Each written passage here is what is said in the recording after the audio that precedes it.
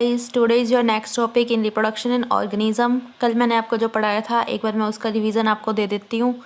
तो life span क्या होता है? Every organism can live only a certain period of a time. इसने क्या बोला कि कोई भी ऑर्गेनिज्म जब लाइव करता है किसी certain period of a time में, कौन सा पीरियड, जो बर्थ से लेकर डेथ तक का पीरियड था, उसे हम क्या बोलते हैं? Life span. ओके, जैसे बटरफ्लाई सर्वाइव करेगी 1 to 2 वीक, पैरेट जो होगा 140 ईयर्स तक सर्वाइव करता है, इसी को ही हम क्या कहते हैं? Life span. ओके, देन हमने पढ़ी थी रिप्रोडक्शन। डेफिनेशन क्या होती है? Reproduction is a biological process in which an organism give rise to young ones. इसमें क्या होता है कि एक बायोलॉजिकल प्रोसेस होती है जिसमें एक ऑर्गेनिज्म क्या करता है? अपना यंग वंस या बेबी बोल सकते हो या फिर ऑफस्प्रिंग बोल सकते हो, जो कि ये प्रोड्यूस करते हैं। रिप्रोडक्शन एक ऐसी बायोलॉजिकल प्रोसेस होती है जिसमें एक ऑर्गेनिज्म क्या करता है? एक अपना बच्चा पैदा करता है या फिर ऑफस्प्रिंग पैदा करता है। इसको हम क्या बोलते हैं? रिप्रोडक्शन। नेक्स्ट क्वेश्चन ये करा था हमने कि रिप्रोडक्शन क्यों जरूरी है? Why reproduction is necessary. Reproduction क्यों जरूरी होती है? ताकि हम कंटिन्यूटी रख सकें स्पीसीज़ की, जनरेशन आफ्टर जनरेशन, ताकि जो इसकी स्पीसीज़ है वो कंटिन्यू होती रहे जनरेशन आफ्टर जनरेशन। रिप्रोडक्शन हमने 2 टाइप की पढ़ी थी, asexual reproduction and sexual reproduction. तो हमने कल पढ़ा था सेक्सुअल रिप्रोडक्शन के एसेक्सुअल रिप्रोडक्शन के बारे में। तो एसेक्सुअल रिप्रोडक्शन क्या होती है? देखिए, एसेक्सुअल रिप्रोडक्शन जिसके अंदर 1 पेरेंट इन्वॉल्व होते हैं। ओके, इसमें कोई फ्यूजन नहीं होती। अगर 1 पेरेंट इन्वॉल्व है उसी में ही क्या होगा? आगे जाके मल्टीपल कॉपीज बनती है जिसे हमने कहा था क्लोन। इसके अंदर क्या होते हैं? मेनली सिंगल सेल ऑर्गेनिजम्स होते हैं जैसे कि प्लांट एंड एनिमल्स। ओके, और इनके अंदर जो सेल डिवीजन होती है वो कौन सी होती है? माइटोसिस। ओके, नेक्स्ट इसके अंदर हमने पढ़ा था कि 2 टाइप की फिजन के बारे में हमने पढ़ा था, binary fission and multiple fission. Binary fission जिसमें 1 पेरेंट सेल क्या करती है? डिवाइड होकर 2 डॉटर सेल या फिर 2 सेल्स में प्रोड्यूस होती हैं। मल्टीपल फिजन में हमने क्या पढ़ा था? जब 1 पेरेंट सेल मल्टीपल सेल के अंदर डिवाइड हो रही है, उसे हमने क्या कहा था? Multiple fission. Okay, binary fission का एग्जाम्पल हमने देखा अमीबा और ईस्ट पढ़ा था। अमीबा में क्या है?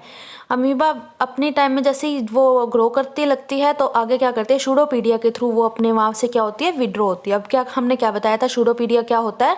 फिंगर लाइक प्रोजेक्शन होती है जो वहाँ से जैसे ही ग्रो करती है विड्रो हो जाती है। अनफेवरेबल कंडीशन में तो वो क्या करती है? एक हार्ड कवरिंग बना लेती है जिसे हमने क्या कहा था? इंसिस्टेशन। क्या बोला था? इंसिस्टेशन। ओके, फिर हमने कहा था जैसे ही फेवरेबल कंडीशन आती है तो हमारी क्या हो जाती है? मल्टीपल फिजन स्टार्ट हो जाती है और आगे मल्टीपल कॉपीज बननी स्टार्ट हो जाती है।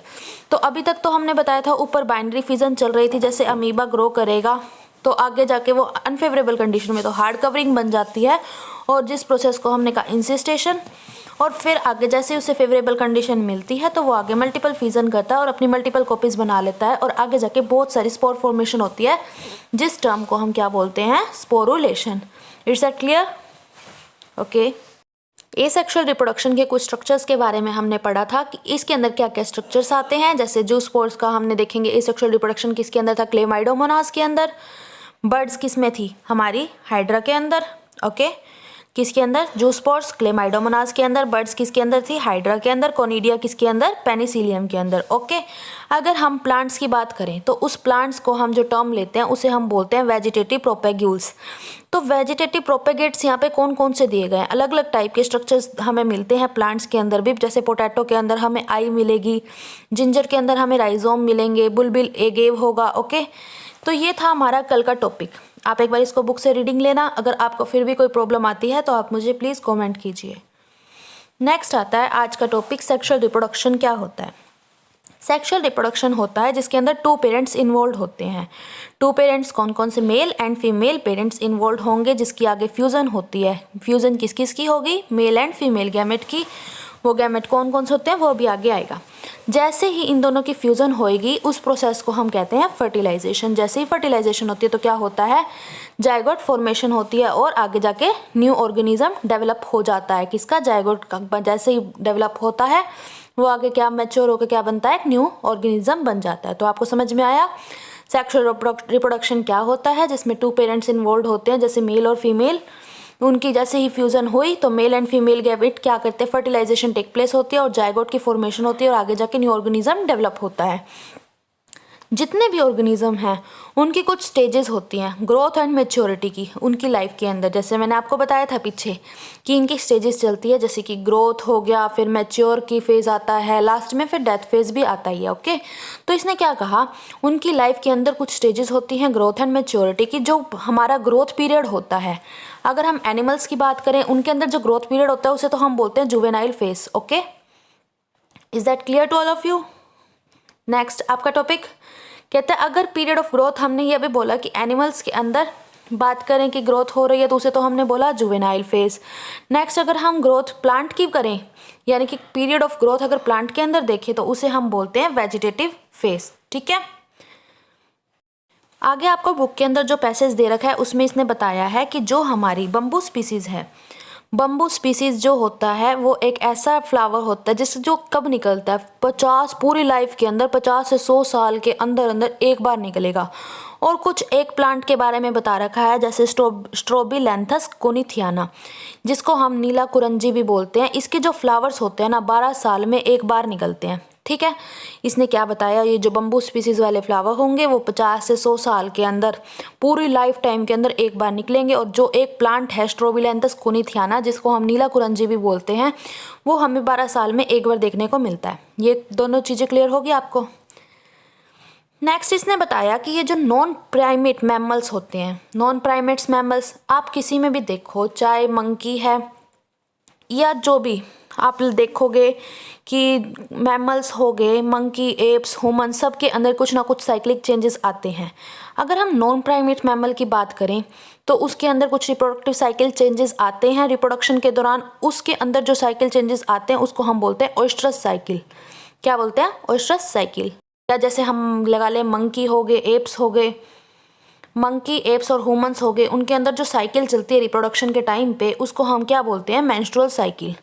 देखिए, जो काउस वगैरह के अंदर, शिप के अंदर चल रही थी, उसके अंदर साइकिल जो चल रही थी उसका हमने कहा ओएस्ट्रस साइकिल। जो मंकी, एप्स और ह्यूमंस के अंदर जो साइकिल चलती है रिप्रोडक्शन के टाइम पे उसे हम बोलते हैं मेंस्ट्रुअल साइकिल। ओके, और कुछ मैमल्स ऐसे होते हैं जिनके अंदर जो साइकिल चलती है किसी एक फेवरेबल सीजन के अंदर। कुछ स्पेसिफिक सीजन्स होते हैं जिसको हम बोलते हैं सेशनल ब्रीडर्स। ठीक है, सीजनल ब्रीडर्स। क्या बोलते हैं? Seasonal breeders. ओके, नेक्स्ट आपको मैं बताती हूँ। नेक्स्ट इसने बोला कि हमारे रिप्रोडक्शन के अंदर कौन कौन से इवेंट्स आते हैं। तो 3 फेज आते हैं, एक pre fertilisation phase, fertilisation phase and post fertilisation phase. First is pre fertilisation event. क्या होता है? जिसके अंदर 2 स्टेप आते हैं। First is gametogenesis, second is a gamete transfer. आज हम गैमेटोजेनेसिस के बारे में पढ़ेंगे और नेक्स्ट लेक्चर में हम डिस्कस करेंगे गैमेट ट्रांसफर के बारे में। ओके, तो गैमेटोजेनेसिस क्या होता है? देखिए, 2 टाइप के गैमेट्स होते हैं, मेल एंड फीमेल गैमेट्स। ठीक है, तो आगे मैं बताऊंगी कौन कौन से गैमेट कैसे कैसे होते हैं। तो इसने अभी इतना बताया कि 2 टाइप के गैमेट्स होते हैं, मेल एंड फीमेल गैमेट्स, और जो गैमेट्स होते हैं वो हमेशा हैप्लॉइड होते हैं। ओके, इसने कहा अब जो एल्गी की बात करें हम, एल्गी के अंदर 2 गैमेट्स होते हैं यानी कि मेल एंड फीमेल, वो दोनों के दोनों सिमिलर होते हैं। तो उससे जो सिमिलर होते हैं, जो सेम होते हैं, उसको हम कहते हैं, उसके लिए वर्ड यूज होता है सेम के लिए होमो और आइसो। तो होमो और आइसो किसके लिए? सिमिलर के लिए होमो गैमेट और आइसो गैमेट। इसलिए हम क्या कहते हैं, एल्गी के अंदर जो भी 2 गैमेट मिलेंगे यानी कि मेल और फीमेल दोनों सिमिलर होते हैं, उन्हें पहचानना थोड़ा मुश्किल हो जाता है, उसे हम क्या बोलते हैं? होमो गैमेट्स और आइसो गैमेट्स। ओके, नेक्स्ट कहते हैं, अगर जो सेक्सुअली रिप्रोड्यूसिंग ऑर्गेनिज्म के अंदर हम देखें तो उनके अंदर जो मेल एंड फीमेल गैमेट्स होते हैं वो अलग अलग होते हैं, डिफर होते हैं। तो उसे हम क्या बोलते हैं? डिफरेंट के लिए वर्ड यूज जो होता है उसे हम बोलते हैं हेट्रो, हेट्रो गैमेट्स। इसके लिए हम टर्म यूज करते हैं। इसने क्या बताया अभी तक? एल्गी जो होते हैं उनके अंदर 2 गैमेट्स सिमिलर हैं, जिसे हमने कहा होमोगैमेट्स और आइसोगैमेट्स। सेक्सुअली प्रोड्यूसिंग ऑर्गेनिज्म के अंदर हम देखें यानी कि जो ह्यूमन बींग्स होते हैं उनके अंदर हम देखें तो डिफर गैमेट्स होते हैं, जिसे हम क्या बोलते हैं? हेट्रोगैमेट्स। ओके, अब इसने कहा कि मेल गैमेट को हम क्या बोलते हैं? मेल गैमेट जो होता है वो क्या होता है? एंथ्रोजॉइड या फिर स्पर्म। ठीक है, अभी मैंने आपको बताया कि दोनों गैमेट होते हैं, मेल गैमेट भी होता है और फीमेल गैमेट भी होता है। मेल गैमेट को हम क्या बोलते हैं? स्पर्म बोलते हैं या फिर एंथेरोजॉइड बोलते हैं। ठीक है, फीमेल गैमेट को हम एग बोलते हैं और ओवम बोलते हैं। Okay, is that clear? If any doubt, to please comment me. It's your last page, so please listen carefully. देखिए, कुछ प्लांट होते हैं सेम प्लांट्स जो होंगे उनके अंदर दोनों के दोनों रिप्रोडक्टिव स्ट्रक्चर यानी कि मेल और female reproductive structure, male and female reproductive structure क्या होते हैं, सेम होंगे सेम प्लांट के ऊपर, उसे तो हम बोलते हैं बाइसेक्सुअल। अगर हम यहीं पे सेम प्लांट की बजाय अगर हम डिफरेंट प्लांट देखें तो उसे हम बोलते हैं यूनिसेक्सुअल। ठीक है।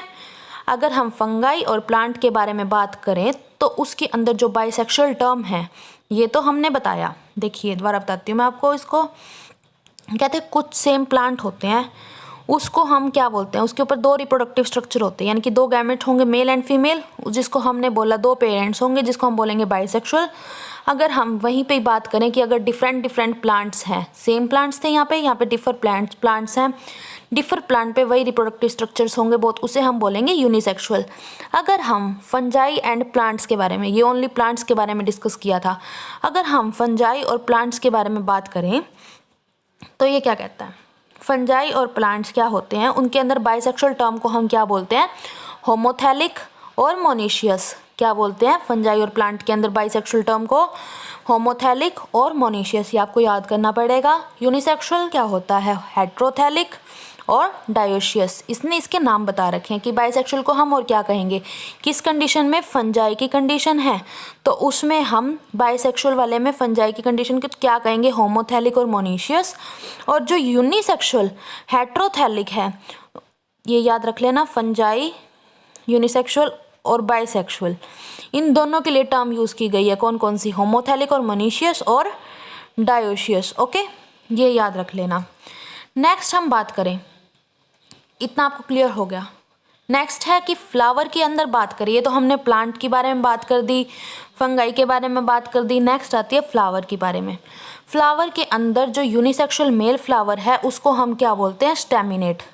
ये क्या कहता है, फ्लावर के अंदर भी कुछ यूनिसेक्सुअल मेल फ्लावर को हम बोलते हैं स्टेमिनेट, जिसके अंदर क्या होते हैं, स्टेमन्स होते हैं। स्टेमिनेट बियरिंग, ये आप नेक्स्ट चैप्टर में देखेंगे जब रिप्रोडक्शन ऑफ फ्लावरिंग प्लांट्स के बारे में बात करेंगे तो बात वहाँ पे पता लगेगी आपको कि स्टेमन क्या होते हैं, पिस्टिल क्या होते हैं, तो आगे आपको मैं सब समझाऊंगी। तो ये अभी इतना देख लीजिए कि जो फ्लावर में जो यूनिसेक्सुअल मेल फ्लावर है उसको हमने क्या कहा है, स्टेमिनेट बियरिंग स्टेमन्स, यानी कि उसको हम मेल फ्लावर को क्या बोलते हैं, स्टेमिनेट, जिसके अंदर क्या होते हैं, वो सारे स्टेमन्स होते हैं। और फीमेल को हम क्या बोलते हैं, पिस्टिलेट, जिसके अंदर क्या होते हैं, पिस्टिल्स होते हैं। ओके, ये याद रख लेना। फ्लावर के अंदर जो यूनिसेक्सुअल मेल फ्लावर है उसको हमने क्या कहा, स्टेमिनेट, और फीमेल वाले को हमने क्या, पिस्टिलेट। स्टेमिनेट के अंदर क्या है, स्टेमन्स, और पिस्टिलेट के अंदर क्या है, पिस्टिल। तो ये वाली चीज़ आप क्लियर कर लो। ओके, अब इसने कहा कि मोनीशियस प्लांट और डायोशियस प्लांट के क्या क्या एग्जाम्पल्स हैं। मोनीशियस किसको कहा था हमने, ये जो फंजाई के लिए यूज़ किया गया था।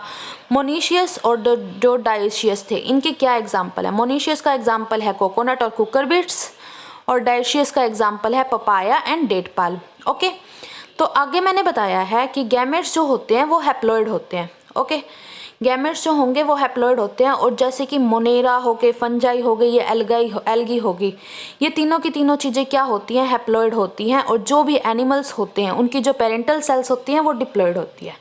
तो आज का टॉपिक आपको समझ में आ गया। आज हमने सिर्फ इसके बारे में पढ़ा है कि सेक्सुअल रिप्रोडक्शन के अंदर कौन कौन से इवेंट्स होते हैं, pre fertilisation, fertilisation and post fertilisation. आज हमने प्री फर्टिलाइजेशन के अंदर भी 2 स्टेप होते हैं, कौन कौन सा, गैमेटोजेनेसिस एंड गैमेट